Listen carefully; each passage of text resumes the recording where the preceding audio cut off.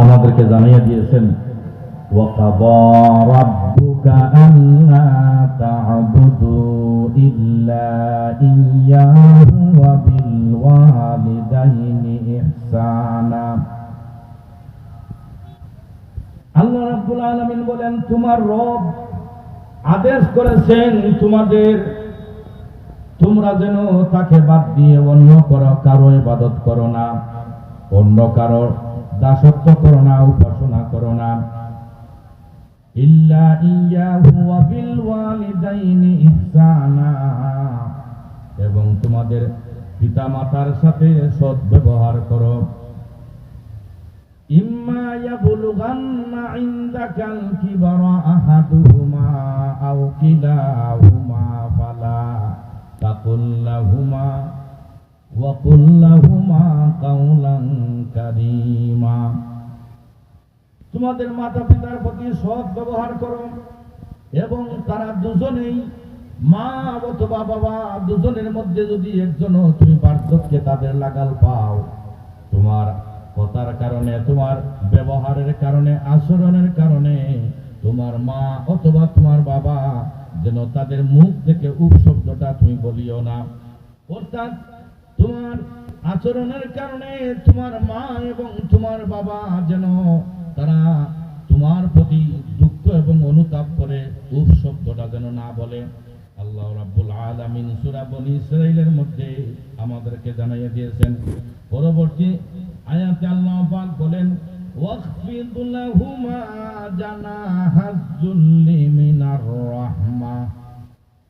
তাদের সাথে তুমি কি করো? সম্মান সূচক কথাবার্তা বলো, পাশাপাশি তোমার বিনয়ী বাহু যেন অনুকম্পায় তুমি তাদের প্রতি বিনয়ী হও, তাদের প্রতি তুমি তোমার বাহুকে বিছিয়ে দাও, তাদের সম্মানার্থে, তাদের কৃতজ্ঞতায় তোমার বাহুকে নম্র করো, তোমার কথা এবং তোমার আচরণকে তুমি ভদ্র করো তোমার মা বাবার জন্য।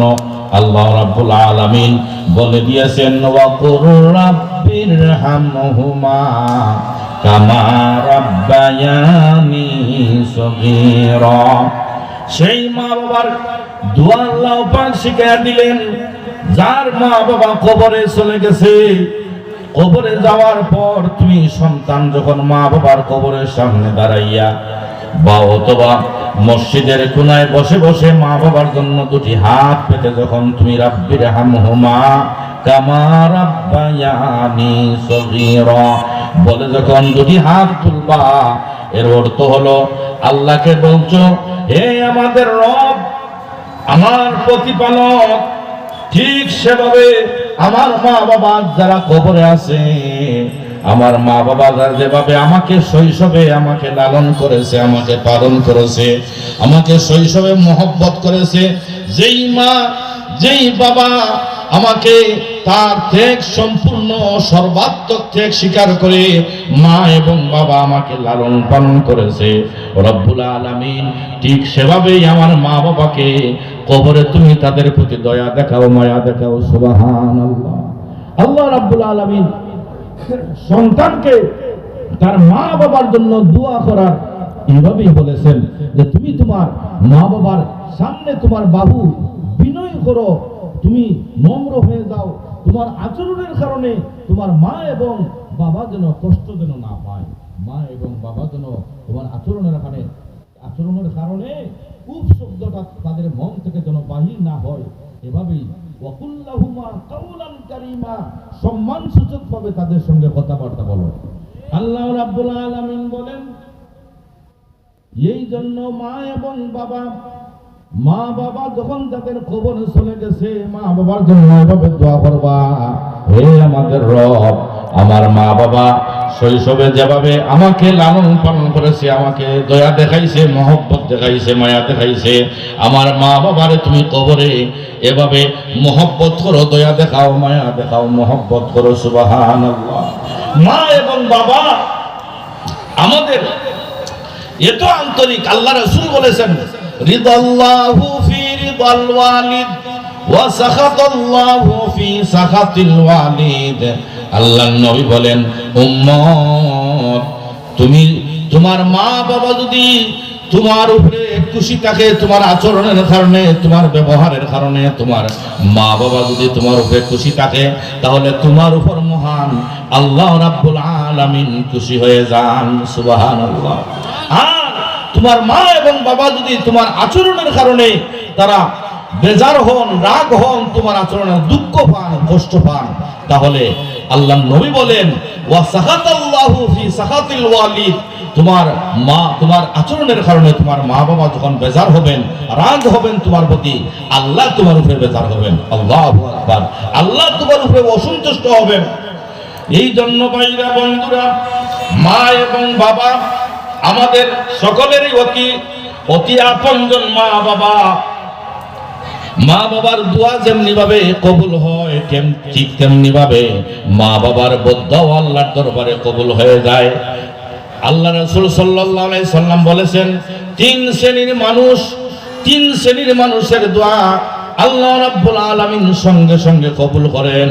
প্রথম শ্রেণীর মানুষ হলো মুসাফির, দ্বিতীয় শ্রেণীর মানুষ হলো মজলুম, অত্যাচারিত ব্যক্তি। মুসাফির ব্যক্তি যদি আল্লাহর দরবারে দুই হাত বিছাইয়া দিয়ে আল্লাহর দরবারে দোয়া করে, আল্লাহ এবং বান্দার মধ্যখানে কোনো পর্দা থাকে না, হিজাব থাকে না, সঙ্গে সঙ্গে ওই মুসাফিরের দোয়া, মজলুমের দোয়া আল্লাহ পাক কবুল করে নেন। সুবহানাল্লাহ। এমনকি তৃতীয় শ্রেণীর মানুষ হইল ওই ব্যক্তি, মা এবং বাবা। আল্লাহ নবী বলেছেন ওই তিন শ্রেণীর মানুষের দোয়া সঙ্গে সঙ্গে কবুল হয়ে যায়। মা এবং বাবা যখন দুই হাত তুলে সন্তানের জন্য দোয়া করে, ওই দোয়াটা আল্লাহ রাব্বুল আলামিন সঙ্গে সঙ্গে কবুল করে নেন। সুবহানাল্লাহ। বদদুয়া কবুল হয়ে যায়। এই জন্য মা বাবা আমাদের অতি আপনজন। মা বাবার স্নেহ করতে হবে। মা বাবা যখন বৃদ্ধ অবস্থায় বার্ধক্যে পৌঁছে যাবে, মা বাবার সেবা করতে হবে।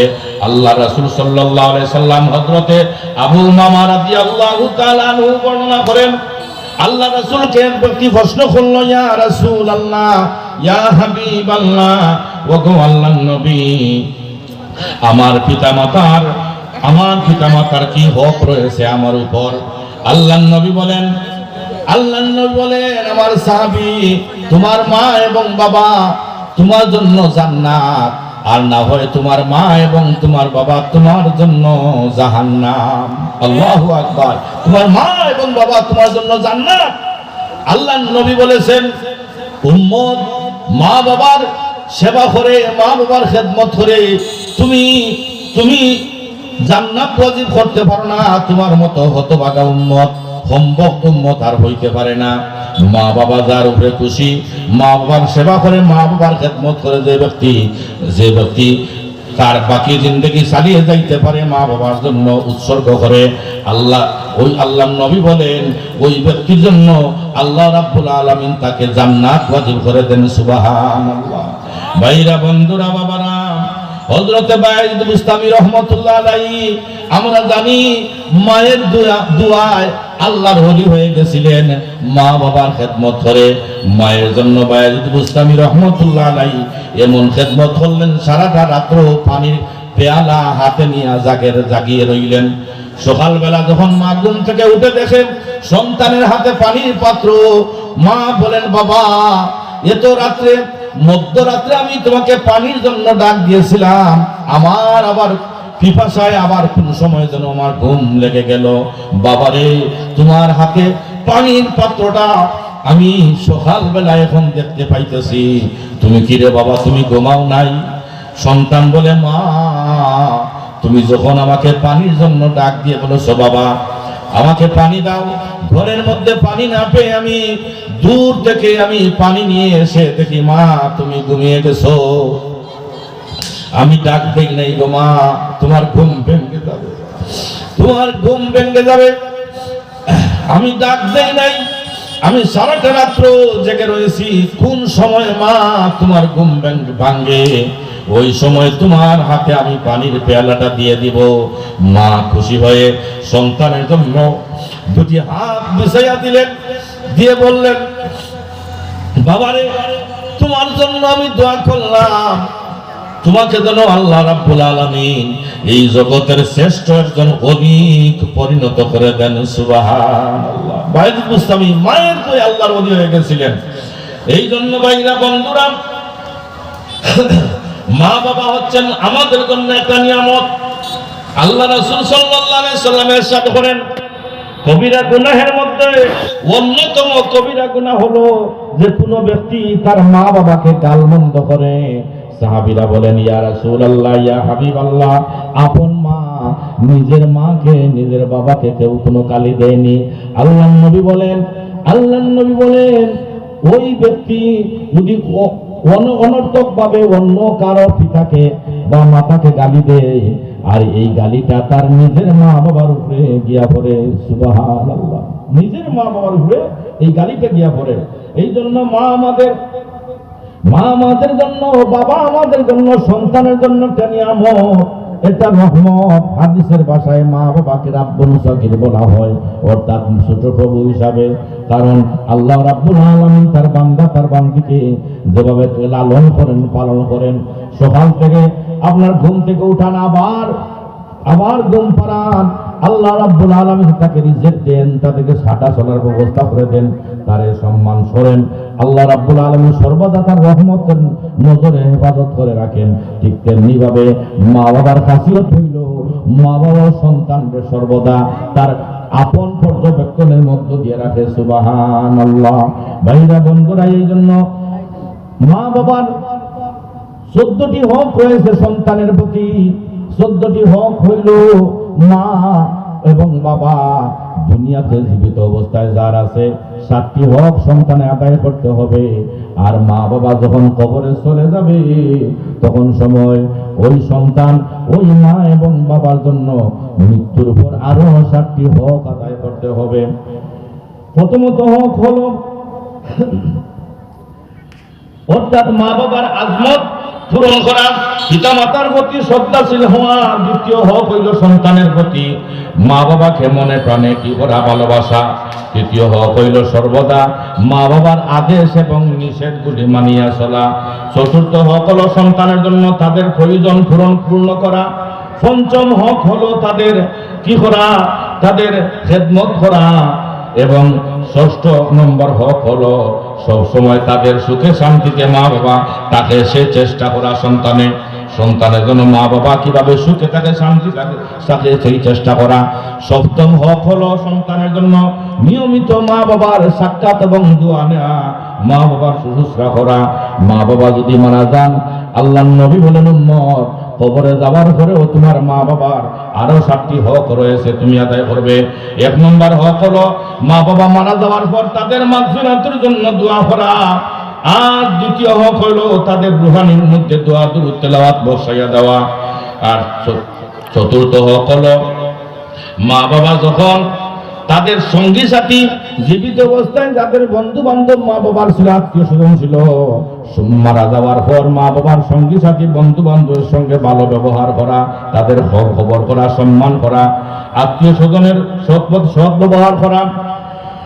পঞ্চম হক হলো ধন সম্পদ অর্থাৎ ঋণ যদি থাকে তাহলে ঋণ পরিশোধ করা, আমানত আদায় করা। ষষ্ঠ হক হলো মারা যাওয়ার পর সন্তানের দায়িত্ব শরীয়ত সম্মত ওসিয়ত পূর্ণ করা। সপ্তম হক হলো মা বাবা কবরে চলে গেলে মা বাবার জন্য তার সাধ্য মতো কবর জিয়ারত করা। আল্লাহর নবী সুন্নত জানাইয়া দিয়েছেন, উম্মত তোমার মা বাবার কবরের সামনে যদি দাঁড়াইয়া রাব্বির হামহুমা বলে দোয়া করতে পারো, মা বাবার কবরের সামনে দাঁড়াইয়া যখন তুমি হাত উঠাইবা, মা বাবার জন্য দোয়া করবা, বলবা, হে রব আমার মা বাবারে ঠিক তেমনি ভাবে তুমি দয়া করো, মায়া করো, যেভাবে শৈশবে আমারে লালন পালন করেছে। ও নবী বলেন, উম্মত তোমার চোখ থেকে যখন 2 ফোঁটা চোখের পানি যখন জড় করে পড়ে যাবে, নবী বলেন, উম্মত তোমার চোখের পানি জমিনে পড়ার সঙ্গে সঙ্গে তোমার মা বাবার কবরের আযাব আল্লাহ পাক মাফ করে দিবেন। সুবহানাল্লাহ। এই জন্য বলি, জান্নাতের চাবি আমার মা, মা গো জান্নাতের চাবি আমার মা। মা হাজার বেঁচে নাই তার মতো দুঃখী নাই, মা হাজার বেঁচে নাই তার মতো দুঃখী নাই, খালা ফুফু মায়ের মতো না, না গো জান্নাতের চাবি আমার মা। বাবা যার বেঁচে নাই তার মতো দুঃখী নাই, খালা ফুফু মায়ের মতো না, না গো জান্নাতের চাবি আমার মা। সন্তানের বেহেশত যার যার মায়ের পায়ের নিচে, মা জননী যাহার প্রতি সন্তুষ্ট হইয়াছে। বাপ মা যদি দোয়া করে আল্লাহর দরবারে, দয়া করে দয়াল আল্লাহ দোয়া কবুল করে। সবার আগে বাপ মার দোয়া কবুল করেন দয়াল আল্লাহ, বাপ মার দোয়া বিফলে যায় না, না গো জান্নাতের চাবি আমার মা, জান্নাতের চাবি আমার মা, মা গো জান্নাতের চাবি আমার মা। মা হাজার বেঁচে নাই তার মতো দুঃখী নাই, খালা ফুফু মায়ের মতো না, না গো জান্নাতের চাবি আমার মা। বরকত ঘরের লক্ষ্মী রহমত আমার মা, মায়ের সেবা থাকলে বালা মুসিবত পালায়। মা বাবা মাকে খুশি হলে জান্নাতে মিলে যায়, মা বাবাকে কষ্ট দিলে জাহান্নামে যায়। বাবা মায়ের সেবা করো আল্লাহ জান্নাত কামাই করো, বাবা মায়ের সেবা করো আল্লাহ জান্নাত কামাই করো। বাবা মাকে দুঃখ দিও না, না গো জান্নাতের চাবি আমার মা। আল্লাহ রাব্বুল আলামিন আসুন আমরা যারা যাদের মা বাবা জীবিত আছেন, এই 14টি হক যেন জীবিত অবস্থায় 7টি হক, আর মারা যাওয়ার পর আরো 7টি হক যেন সন্তানের সঠিকভাবে আদায় করতে পারে, তবেই এই আল্লাহর বান্দা সে মা বাবার হক আদায় করে এসে জান্নাত তার ওয়াজিব হয়ে যাবে। সুবহানাল্লাহ। আর মা বাবা কবর গেলে সাধ্যমতো মা বাবার জন্য কবর জিয়ারত করা নবীর সুন্নত। আমরা যেন সেই মা বাবাকে আমাদের অনুকম্পায় রাখি, সম্মান সূচকভাবে কথা বলি, মা বাবার জন্য আমাদের দুটি বাহু যেন অবনীত করে ফেলি, সেই তৌফিক যেন আমাদের আল্লাহ পাক সকলকে দান করুন। সকল মা বাবার কে আল্লাহ পাক জান্নাতবাসী করুন। আজকে ইসালে সব মাহফিল আল্লাহ মাহফুজুল সাহেব কিবলা রহমতুল্লাহ আলাইহি রুহানির মধ্যে সওয়াব আল্লাহ পাক কবুল ও মঞ্জুর করুন, আমরা বলি আমিন। এই মাহফিলে যত মানুষ, প্রবীণ মানুষ আজকে যারা আজকে মাহফিলকে এত বছর যাবৎ তারা চালিয়ে আসছে, অনেক মানুষ দুনিয়াতে নাই, আল্লাহ পাক সকলের রুহানির মধ্যে সওয়াব পৌঁছে দেন। অত্র এলাকার এই যত মুর্দিগান কবরবাসী আছেন আল্লাহ পাক সকলের কবরের গুনাহ মাফ করে দেন, আমিন। ওয়া আখিরু দাওয়ানা আলহামদুলিল্লাহি রাব্বিল আলামিন।